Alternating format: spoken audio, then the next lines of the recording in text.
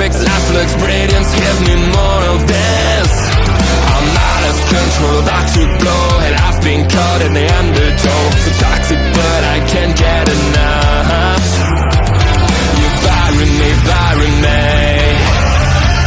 Yeah, you bury me, bury me. You've got me hypnotized, push me out of myself. You've got me hypnotized. I can see, I can hear, going crazy, but the light has got me hypnotized. You've got me hypnotized. Can get you out of my head again.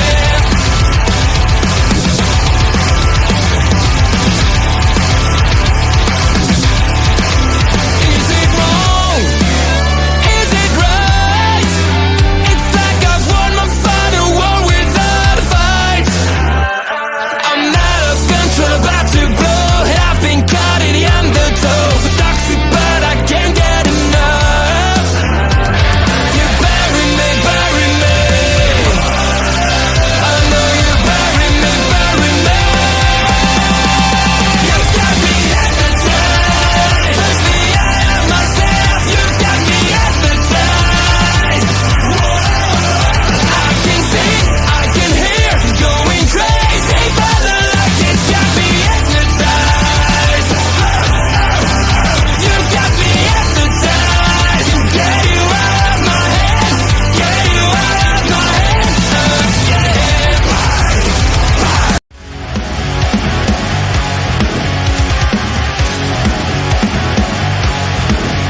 Please note.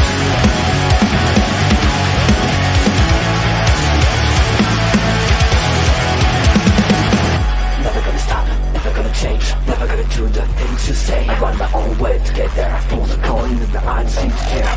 In the air, no more crowd, just the opposite kind of two clouds. So tell me this time is coming, for the sake of all your lies. Why don't you try to be why? Now that I need you, why?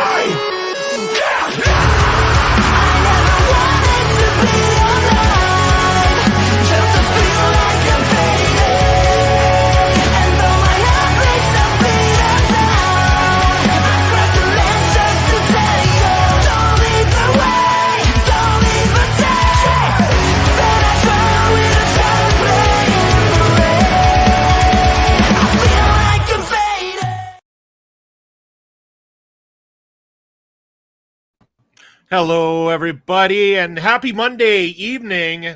This is a movie review right here on our local establishment. I am Bobby Munson, and beside me, it's Ed Fries. Ed, happy Monday. How are you doing? I'm doing good. I'm full. I had a nice dinner. I watched a movie over the weekend. I watched two. We'll talk about both of them. Dude, okay. Curious to know what the other one is. I also watched multiple movies over the weekend, like I always do. Hello, Astrid. There we go. So, but yeah, no, one we definitely, and hold on here. The theme songs are bangers, 100%. Yeah, both On Lap and then, of course, On Lap featured in the Nick Ira song that's on the calendar there as well, too. So shout out to both of them. But the movie we're both definitely watched this weekend, and the one that we're going to be reviewing is the much anticipated sequel to Tim Burton's Beetlejuice. Beetlejuice hit theaters this weekend and breaking all kinds of records, doing very well for itself money-wise. I know the theater was packed when we were there on Friday night. How was the theater experience for you? Quite full there on Sunday? They had 4 theaters showing the movie, including a family that had rented out a private theater for a birthday party. They rented the whole theater for it? Well, so over here we do that, and they cost a lot less than people think. Oh, okay. They really do cost a lot less than people think to do these things. I know they do it here. I've never inquired to find out what the costs are. Right? You should inquire, because it's really not it's not as unreal as people think it is. A whole theater to myself. I wonder not even what it up would to cost. yourself, like just the people that you want. So, like, say there's a big movie coming up, like an Avengers movie, and just you and your friends want to go and not be bothered by anybody. Yeah. You go ahead and you rent out that theater, and you have 10 or 15 of your friends chip in $10 or $20, And if it's $100, $150, $200, boom. 10 people at $10 a piece covers 100. 10 people at $20 a piece, which is what you're going to pay anyways. And now you don't have to go see it with the plebs.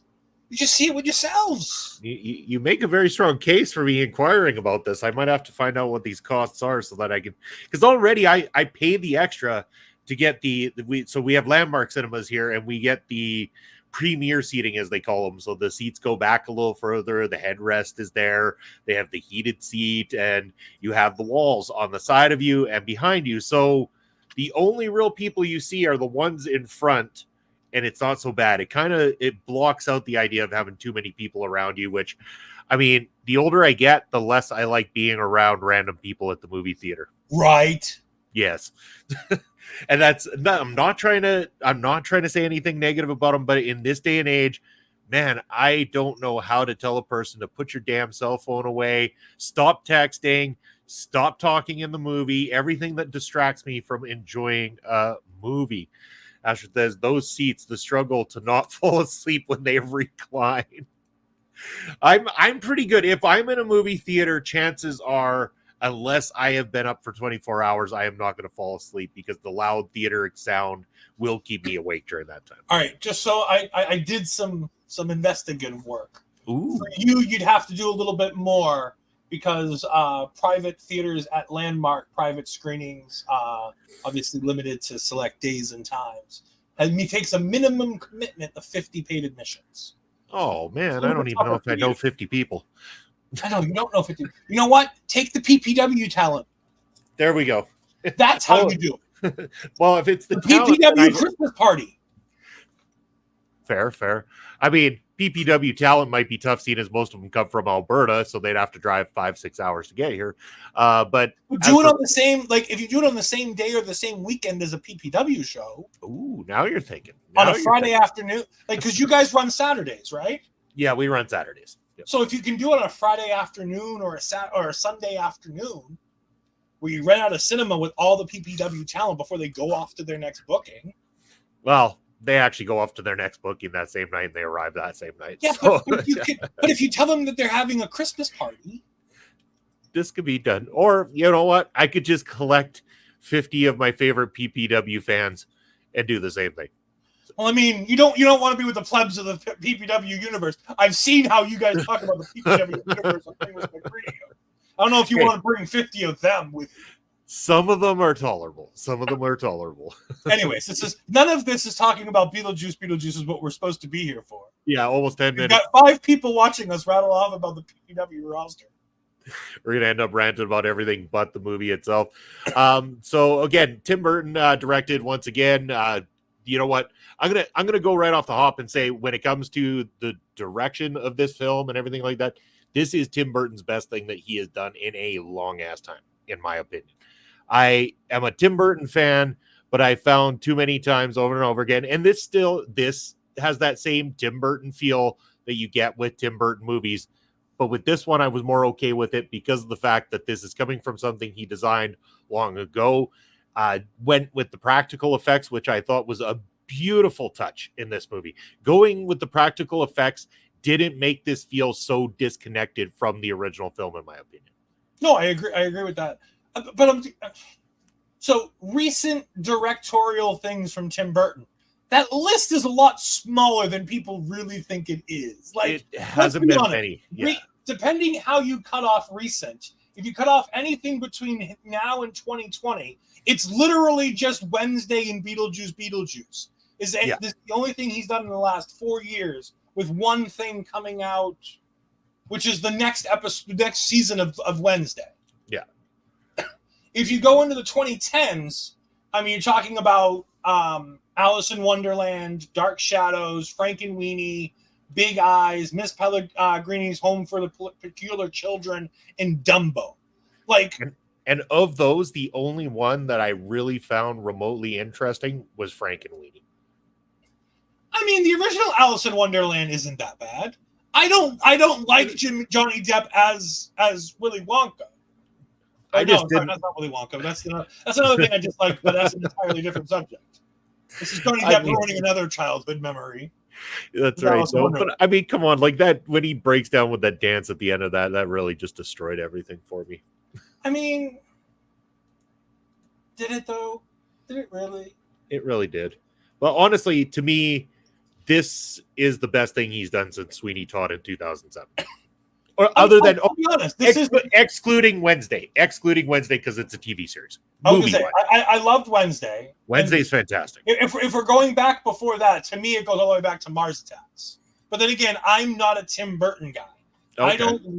I don't live in the realm of Tim Burton movies. Yeah. Because all my favorite Tim Burton movies are the early stuff that he did that weren't really Tim Burton things. Like I'm talking Batman, Batman Returns, Mars Attacks. These are things that Tim Burton did, but they weren't Tim Burton doing them. Tim Burton would much prefer to do Sleepy Hollow, Planet of the Apes, Charlie and the Chocolate Factory, Alice in Wonderland. I think, in my mind, those are the Tim Burton things that Tim Burton likes to do. Yeah, and I mean, I can see where you come from. Again, he's not going to be everybody's cup of tea. There has been a lot of stuff he's done that aren't great. I love Mars Attacks, by the way, but also in there, like, you know, Corpse Bride was another solid one. You know, and a lot of people, I mean, they get that whole mix up where they think because he did Corpse Bride that he also did Nightmare Before Christmas because it says he was only Tim a Burton producer presents, for Nightmare Before Christmas. Didn't direct. He was a producer on it, but they sold it based on his name more than anything right there. But I mean, yes, I mean, he's had some good, he's had some not so good, more so on the little less exciting lately. But yeah, if you take Wednesday into the picture, that was a great return to form, in my opinion. And this was right up there as well, too. Now, it's got a cast like you wouldn't believe. Here's the best part. You've got returning cast members, Winona Ryder, Catherine O'Hara, first of all, leading the way. You've got Jenna Ortega being brought into the fold as well. Michael Keaton returning as Beetlejuice. I mean, come on. Like, the guy whatever the guy does, he's somebody I'm going to pay attention to as well. But, you know, again, like, of all these big heavy hitters that came into this, and you have Willem Dafoe come into it as a new character, and I thought he was awesome as well, too. But once again, I have to admit, Jenna Ortega knows how to steal a show. Jenna Ortega is a star that is out there today that is going to be put, especially after this, Jenna Ortega is going to be trusted in just about every franchise or big name picture that Jenna Ortega wishes to be a part of. Is she starting to typecast herself? Possibly. That's my only worry for her, is she starting to typecast herself? She's in the horror movies with the Scream. She's in this as basically almost another version of Wednesday. Like, she's also Wednesday Addams, and at this point, she's the best Wednesday Addams that we've probably ever had. And it's like, true. I just don't want her to type, because I thought she was a star of this movie. I do. Between her and Winona Ryder, I think those are the absolute stars of this movie. And I think too many people are going to try to pass over Winona Ryder as a star of this movie, and I thought she was spectacular. But Jenna Ortega is so good here, but it starts to worry me that she's going to typecast herself. I know, and here's the thing: is not a lot of people have branched out to see Jenna Ortega outside of these type of movies, so they'll know her from being in Scream 5 and Scream 6. They might have seen her as one of the appearances in the movie X in 2022. As well, too, as she started to become known as a scream queen, as you know, many great actresses once do. Like, we could make the same argument for Jamie Lee Curtis once upon a time, or Neve Campbell at once upon a time. Jenna Ortega, to me, is today's version of Neve Campbell or Jamie Lee Curtis, getting their start within that horror realm, building their credentials with people by getting these big roles, standing out on screen, and inevitably then going to be able to show their acting chops. Because if you go out there, just recently, Jenna Ortega did a movie called Miller's Girl. It's not a great movie, but that is not because of Jenna Ortega. The movie itself is a little There's a lot dry. of issues with that movie. We're not going to talk about that scene, because I know what scene you're talking about. We're not talking about that scene. Yeah, I'm not going to get into the movie itself. The movie itself is kind of boring, dry, not interesting that much, but her acting is not much, as we go back to that scene. It's just in general. Okay, we'll just drop it as in general. But you know, I get what you're saying. Her acting chops are on display. She is extremely good with doing dramatic roles as well too, and is very capable of it, and I think is going to be able to take on roles that are, you know, outside the realm of these and be acceptable to others once given that chance. Currently typecast, sure, but you know what? Oh, as I'm probably accidentally. No, I was just saying this is an old one. You But I was put gonna say, as we're talking about Jenna Ortega, we do have to talk about the fact that she played Astrid Dietz, and for the Yes. entire movie, I had to mentally make sure that I wasn't picturing Astrid on my movie screen because I kept hearing Astrid and started looking around for Astrid because I'm like, she's not here. Where is she? Forgetting that the character's name is Astrid. It was hysterical. Yeah.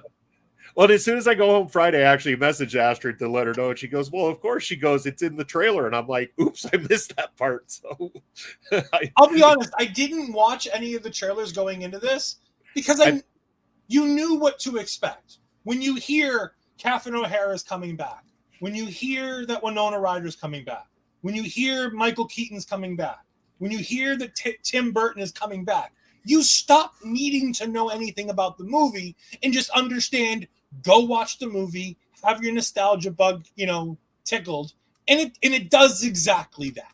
Yeah, and exactly. You know what? And that's kind of where I was at too. Like, I did watch the original trailer that came out, like the first one that came out, just to get a sense of what to expect and everything like that. Because I mean, it's been 30 plus years. 1988 is when the original Beetlejuice came out. What direction were they going to go? Why is it been? And again, we're not going to get into the details of a lot of the reasons why it probably was that long or why certain other people weren't in this movie. You can go look that up for yourself if you're really that interested. But I'm glad they went the way they did with this movie. We go now 36. Is it 36 years? It's I think it's 36. I think Beetlejuice even says he's been missing the love of his life for 36 years or whatever. She's been dodging him for 36 years. So teenage Lydia is now all grown up. She's now a medium where she has a television show. She talks to the dead, all these kind of things. Her daughter Astrid doesn't believe in the BS that she spouts out until, well, I think this was the obvious part of the movie is when they're having that conversation that when Lydia was the same age Astrid was when she first had her first encounter with a ghost. And so when Astrid meets said boy throughout in this movie, not long after that conversation, I turned to my wife and I'm like, so, and hold on, everybody, spoiler warning, he's a ghost. Like this was, I mean, it was, the whole movie was very easy to figure out the direction it was going to go. Honest, I bid on it. I didn't realize he was dead until the movie told me. No? Oh, shit. I didn't put it all together. I loved Arthur Conte in this movie too, by the way. I thought he was sensational. I really liked his character. Yeah. So here's the thing. Everybody gets their own arc in this movie, and not everybody needed their own arc in this movie. Yeah. I didn't need an arc for Catherine O'Hara in this movie, but she got it. She was funny, though. She had some good funny moments. She was great, but I didn't need the entire arc for her. I felt like it could have been better well spent on other people. Yeah. Like let's talk about Beetlejuice, the main character of the movie, who kind of seems like an afterthought in most of this movie. But come on, the first movie, he's in it even less. So really, he almost got double the amount of time this time around. I'd love to see the stat on it to find out the truth about how much more Michael Keaton's Beetlejuice was in this movie. Yes, but I think that's because we spent so much more time in the realm of the dead that we were able to spend more time with Beetlejuice. Because that's where the story needed us to be. This wasn't a story about the Millers like it was in the first movie. This is a story specifically about, you know, mother-daughters. This is a mother-daughter movie. It was a mother-daughter movie. By the way, it hits a home run as a mother-daughter movie. I think it's great. Yeah. I think the story does a really good job. Like I said to you, I came out of this going, I had a really good time. It was fun. I don't think I'd go back and watch it again. I think this will be like the original, that I watch it. I haven't seen the original in like 20 years, and I watched it on Saturday, and I was like, all right, this is a good movie, but it's not something I want to watch over and over again. I do watch regularly. So, I mean, I've not regularly, like definitely once a year, but I would say once every couple of years, I have sat down and rewatched Beetlejuice. I loved the cartoon growing up as well, too. I watched that religiously. And so I was super pumped for this. And I came out of it going, to me, this was as much fun as I had with the original one, to the point where I will own a copy like I do the original. I will watch it sparingly when I feel the need to watch something fun. And, again, like, is it genius in terms of like what it did? Like, no, but it tried to be a little, it's definitely a little different from the original. There is some stuff that throws back to the original, certain scenes. Like, I heard a lot of people whining and crying, especially like towards the ending with the whole musical scene and everything, and saying that was tacky. I'm like, really? Like, if you've seen the first one, this was an homage to the first one where they do that whole thing too. So why is it more tacky this time around than it was in the original one? I thought it was hysterical, and I thought everybody in it did a great job too. I mean, I won't go as far as to say this. I thoroughly enjoyed it, but like I said, this isn't a movie made for me. I'm not a big Beetlejuice fan.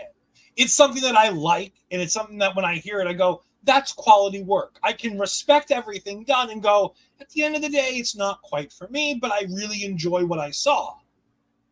Like, to go back on what I said earlier in that day, as I was waiting for our showing to go, and I was waiting for my mother, who I was going with to spend the afternoon with her. I was waiting for her so we could go ahead and go to this movie. I watched Independence Day Resurgence. Oh no! Oh no! And I had way more fun watching Resurgence than I did watching Beetlejuice. Oh, Ed, because that's more of a movie designed for me.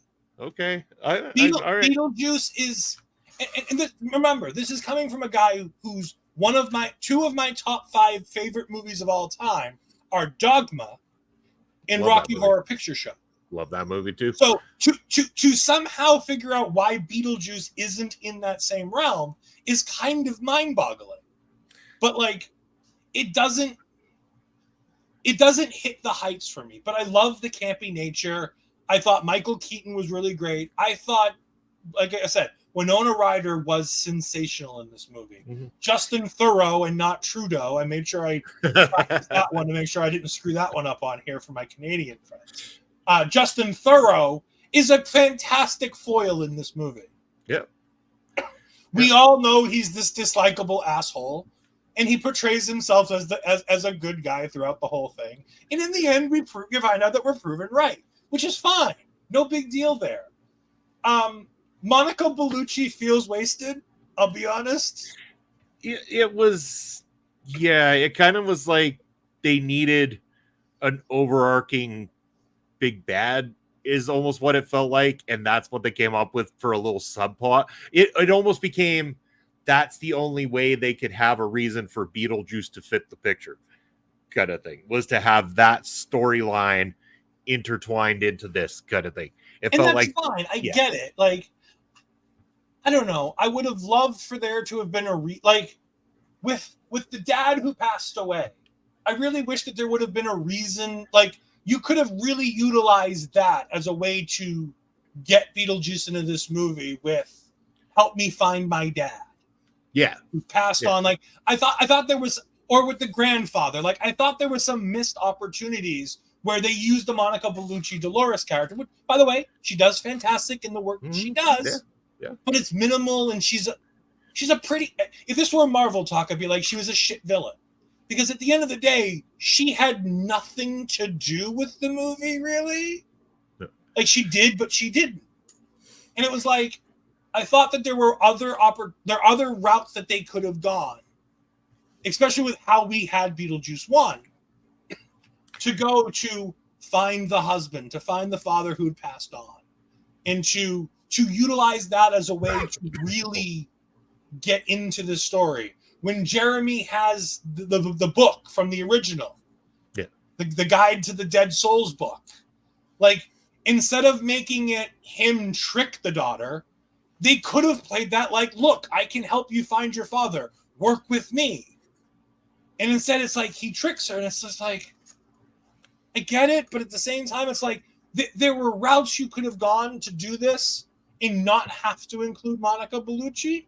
Yeah. Who, as I said, only for her feels kind of wasted, because she just roams around and sucks a few souls out, and most importantly, she sucks out the soul of Bob. Poor goddamn Bob. Poor Bob in this movie got shit all over. He does. All the other Bobs get to go free, and Bob dies. I know they're not all named Bob. I get it. Yeah. But like, Oh all the yeah. other Bobs get to go free, and Bob dies. And to your credit, like if you're dissecting it, it almost feels like they had almost I almost want to say television-like aspects. So Monica Bellucci's storyline with Beetlejuice would almost fit an episode of a Beetlejuice live-action TV show. And then the other storyline with the whole mother-daughter concept and finding the father in the other world and stuff, it's like a whole other episode on its own kind of thing. Tim Burton just found a way to try to weave them together because he was making a movie instead of a TV series, but it did feel like two different Beetlejuice storylines going on in the same movie. And like I said, I'm not saying that it's a bad thing. I'm saying in my own head, I would have preferred something different. I didn't dislike what we got. I thought what we got was good. I thought that it was all tied together relatively well. Beetlejuice needs to use Lydia to get out of the realm of the damned so he can get away from his ex-wife who's trying to kill him. But in turn, that makes Willem Dafoe come after all of them. Meanwhile, Lydia has to use Beetlejuice to get to the realm of the damned so that she can go ahead and get Astrid out. Like, it all works so well together and all the beats are fine. But I feel like you could do all of those same beats slightly differently with a slightly more entertaining story by cutting out Monica Bellucci and just making it, Lydia realizes that Astrid needs her father. She needs to see her father. She needs to find out why she can't see her husband. Yeah. And so the wedding being the thing that, preempts her that she has to do it now, they go to Beetlejuice. They try to figure it out, or they both try to figure it out in different ways. Astrid doing it through the boy who died, and Lydia using it in going through that route and doing the exact same ending of the movie from like the 1/2 point on, exactly the same, because the rest of that movie works perfectly. Yeah. No, and I'm there with you. I agree 100% that it didn't feel like, and I thought that throughout too. And even though I was having so much fun with it that I kind of just put that out of mind in a sense. I was like, it's such a fun movie that I can overlook that, but I 100% agree that it feels like that is kind of just stapled in for the sake of filler content kind of thing. Nice one, by the way. Nice one there. People won't understand that until they see the movie. Yeah. quality joke there. Not too bad. Unintended, right? Very much so. Yeah. But yeah, like that is, I mean, if I was to pick one thing apart that I would say is a negative, that could be it. But again, I highly recommend this movie in so many ways because it's so much fun. The characters are so well fleshed out and interesting. And if nothing else, if that whole little scene was what caused people not to go, or that little piece that's been in there caused people not to go see it, then they're missing out, because they're missing out. And again, not only the mother-daughter relationship between Astrid and Lydia, but also between Lydia and her mother as well too, kind of thing. There is some really funny moments too when Lydia starts hyperventilating on the deck there, and all of a sudden Catherine O'Hara turns around and goes, "Oh, it's you. I thought I was about to be attacked by a moose." Was the line that was used. I died laughing at that moment. There was just some great back and forth between the two characters that I thought was sensational there, but kind of also showed that dynamic of like, this is why Lydia is so disconnected from not only with her visions of ghosts, but her disconnection from, regular human contact, which has probably made it difficult for her to be the mother that Astrid needed. And as that unfolds and we find out more, there was a lot of that. That's where the father came in and how he kept them glued together. And I thought that moment when they do get to see him in the underworld and they have that sit down as a family was brilliant and one of the shining moments of the entire picture. Yeah, I mean, it's just, and there's so much good at this. Like I said, I don't hate picking it apart, but it was like, you have to find something to quibble on because everything else is just really kind of awesome. Yeah. And it's like, it's not a movie for me, which is the only reason why I say it's really good and not great. It's like, I enjoyed myself. I liked the movie, but It's incredibly well made. It's incredibly well done. The story progresses at just the right pace. Like everything just beats along in a good way. I don't know. And Also, fantastic of people to be able to make Jenna Ortega look so normal, considering how absolutely drop dead stunning this woman is. So like with this and with Wednesday and different things, like to bring her down to earth and make her look normal and relatable is such a feat. See, she was the perfect one to play Lydia's daughter as well, too. I think it's very fitting. Again, this isn't just being done because, let's get her into another Tim Burton type thing. No, it was done because she's a great actress and it's very fitting. And again, Winona Ryder is fantastic all the time. Absolutely love Winona Ryder. And as we're leaving the theater, wifey and I were like, okay, it's been 36 years and we're thinking about how old Winona Ryder would have had to have been in the original Beetlejuice. We're like, holy shit, Winona Ryder has found the fountain of youth or something like that, because she doesn't look any different, really. Not a lot different from when she was in the original Beetlejuice movie. Yeah, I mean, absolutely looks incredible for 52. Yeah, exactly. Yeah, and that's what we decided to do. It's got to be around 51, 52 when we were breaking it down for how old she would have been to be able to do a movie. Because again, playing a teenager in the 1980s, it wasn't usually done by an actual teenager like we get nowadays a little bit more often. Mm-hmm. Back then, we used to get people in their 20s playing teenagers. What do you think, Kitty? Did you like it? Yeah, you haven't seen it yet. Yeah, no, I think I don't really have a whole lot more to add other than parents out there, if you're considering taking your young ones to it, do your research first. It's a goofy, fun movie, but it definitely has a violent, horrific type nature to it. There is some stuff that definitely won't be for all kids. So think about it before. Have them watch the original. Parents, watch the original with your children. If they react well to the original and they don't have nightmares, take them to the new one. Yeah. And $110 million, domestic. Like, it was a hit. It's going to make money back. It's going to be fine. Yeah. I don't think it has a lot of staying power. I think it was released. I would have released it about a week, 2 or 3 weeks from now. I wouldn't have released it now. I think that's a bit strange to release it at the beginning of September. It's weird how they do that. It's like a lot of the horror movies tend to start dropping in September. And I think there's this mentality with film companies that's like, if we put it out in September, we'll really be able to give it an additional push around Halloween season. Yeah, motherfucker, if you make it to Halloween season, because the way movies go nowadays, unless you're Deadpool, you ain't making it 8 weeks in a movie theater nowadays. Inside Out is on week 11 or 12, I think it is now. Yeah. Despicable Me is on like 8 or 9, is on like 9 or 10. Like the kids' movies do well, and I guess this could kind of go to classify. But I'd be surprised if this makes it much further than Halloween, which is why I'm saying I would have done this in the beginning of October. Oh, 100%. I think that would have been your sweet spot. And maybe there's too much competition. Maybe the studio has other things coming out. Obviously, there are reasons why they decided to do it now. I just feel like if you had done this 2 or 3 weeks from now, I think you really capitalize on the opportunity even better than you do now. I mean, the only thing I can think of is if you look at the slate for September, outside of Transformers 1, is there much for competition coming out in the next few weeks? Which, by the way, Transformers 1 is probably going to be one of the next reviews that I do with you. Yes. Yeah. I'm looking forward to it. But I can't foresee it lasting to October. And I don't understand the whole thought behind it, because I would rather go back-to-back weeks in October and see horror movies and horror-related movies than spend part of my September checking them out and then, have a dry month in October. Luckily enough, there is a few horrific pictures coming out this October that I'm very much looking forward to.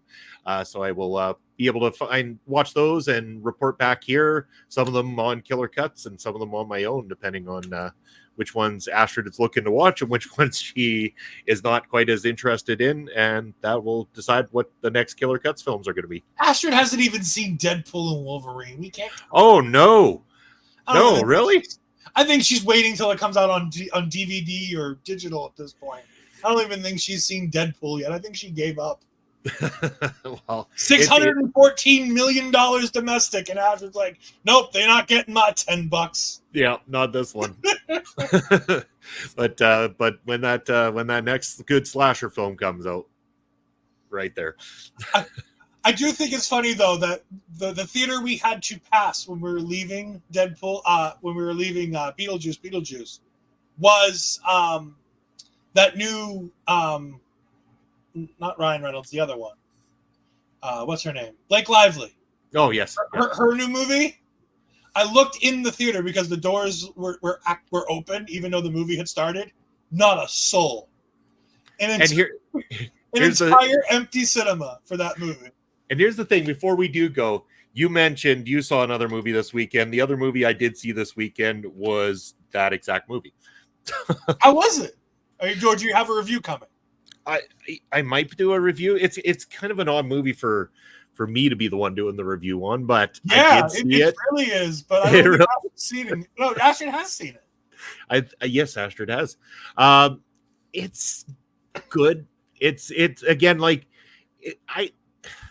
It's a trigger movie. It's a trigger movie. How do you say good without being like, yeah, it's so good, go enjoy yourself? It's not a enjoy yourself movie. It's not a happy feeling movie at all. It's trigger warnings. Yeah, it's a watch and think about life afterwards type movie.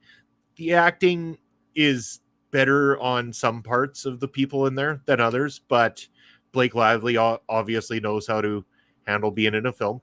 And the movie, again, it's not a movie I would say don't see. See it because it's got the right message behind it that people should be thinking about and taking seriously. And so I will say my recommendation is to watch it. Don't be one of those guys that's it's not my type. Back off. Just watch it. My movie budget is unfortunately blown for the month, so it's fine. It's not a have to see in theaters, but I'm telling you, once it hits streaming, stuff like that, once it's people watch the damn movie. But I got to know before we go, what was the other movie you saw this weekend? Independence Day Resurgence. Oh, okay, yeah, that's right. You mentioned that. I sat in my house and watched Independence Day Resurgence and loved it. It was the first time I'd seen it because I neglected it because it was what it was, and it's exactly what it is, and it's almost carbon copy repeat of the original with younger people. Yeah. And it's great. I love it. It is exactly what the original was. And it's just fun. Yeah. Oh, we actually watched one other one. It's on Prime Video called Mother's Instinct. Not good. I mean, the acting by Jessica Chastain and I'm drawing a blank on her name. Great. But as for the rest of it, the other acting and the story itself, and by the time you get to the ending, oh wow, what a piece of garbage that one was. Hot garbage. But if you want to find out more about that, I'm sure I'll review it, and as the ticker saying below, that's where you can find me across all platforms. You can also check me out on various shows here doing movie reviews, music reactions.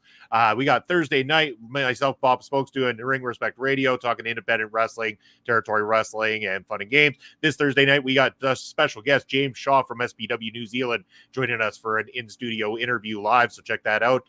Then, of course, on Sundays, I'm with Mark Robson on Point of View, doing all things from English football to NFL football now to pro wrestling, whatever the topic is, real break it up. No, not American football, real football. They're all footballs. They're all footballs. They're not. One of them is soccer, one of them is football. Anyway, but that's what we do on that show. You can check that out as well. And then check me out for Pro Wrestling on Saturday afternoons with Papa Smokes. That's me. How about yourself, Ed? What you got going? You can find me on Twitter at EdFries12584. You can find me on the Twitch, twitch.tv/EdFries2002. You can find me tomorrow night with Astrid as we talk all things NXT. It's WWE week this week, so Raw is about to start in about 20 minutes, and they're going hard, commercial-free the first hour. Go ahead and give them a watch. The Wyatt Six are opening the show. So if you're horror people, watch that because the Wyatt Six are apparently opening the show with American Made. But no, tomorrow night we've got the in-ring debut of Julia taking on Chelsea Green. So that's going to be a bunch of fun. That's the headlining match. There are others announced, but that's the headlining match that's going to be headlining tomorrow night's NXT, so that will be fun. We'll Somehow I feel like that match will be short-lived. Maybe. I bet it. I gamble it's it's less than 7 minutes. Less than 7 minutes. Oh, I'm debating whether it should be longer than 3. I was thinking that at first too. I was trying to be nice. Like, no, but this is the thing. Like, Chelsea is somebody who WWE has no problem beating in a few minutes because her character is bulletproof. Yeah. Her character work is so good that no matter what the length of the matches is, and she's not going to win, so it doesn't really matter if she loses in 4 minutes, if she loses in 10 minutes, if she loses in 2 minutes. It doesn't really matter. It's about showing off Julia. How much do they want to show off Julia before we get to the debut on the CW, where she's taking on Roxanne Perez? And by the way, that episode, the CW episode of NXT, Taking Over will not be a review show for that episode. We are going to be going live, watch-along style, for the debut on the CW. So me and Ashford will be live with you in chat. We will not be showing the show, but we will be talking about the show. We'll be going over things as they happen. We will not be doing a long-form review. We'll probably give our short-form review after the show goes off the air, talking about our thoughts on it. So make sure that you go ahead and check us out for that on October 1st. We potentially have a guest. We're still working that kink out, so maybe there might be somebody, maybe not. And also remember, if you like movie reviews, Marvel Talk comes back now in just over a week or so. Mm-hmm. 2 weeks from Wednesday, me and Andre C will be back as we're going to be talking, again, Spooky Ookie. We're going to be going ahead and talking about all things Agatha all along. So make sure you catch us for that. Marvel Talk is going to be going Spooky Ookie for about 8 weeks. So that's always fun. Marvel getting the right idea, doing the show in the beginning of September, knowing it's going to last all the way through Halloween. Good job, Marvel. Smart. Very smart. That way we don't have to watch another Hocus Pocus sequel. And by the way, you can also catch me on Ring Respect Radio sometime in October as we get close to the Halloween episode, as I am going to be taking the Quizmaster's chair on that episode, and Munson is going to be competing. The quiz is all written out. 8 questions. That's good enough, right? 8 for sure. Good? Yep. 8's good enough. We always, if there's a tiebreaker needed, we figure something out at the end. I can do a tiebreaker. Don't you worry. Yeah, I'm sure you can. But not looking forward to it. It should be great. As always, we want to make sure that everybody knows we are broadcasting on OLE Podcast. So make sure that you go ahead. So click subscribe, hit the notification bell, give this video a thumb up, and leave a comment. If you're watching on playback, leave comments. I always read them. I get back to them. So does Ed. We always like to do that. And so does everybody here. We got a big collective of great contributors from around the world, bringing you all sorts of content in the world of pop culture. But that's going to be it for us today. Thank you for joining us here at OLE Podcast for our Beetlejuice review. And as Ed said, we will be back together next time for Transformers 1. Take care, everybody.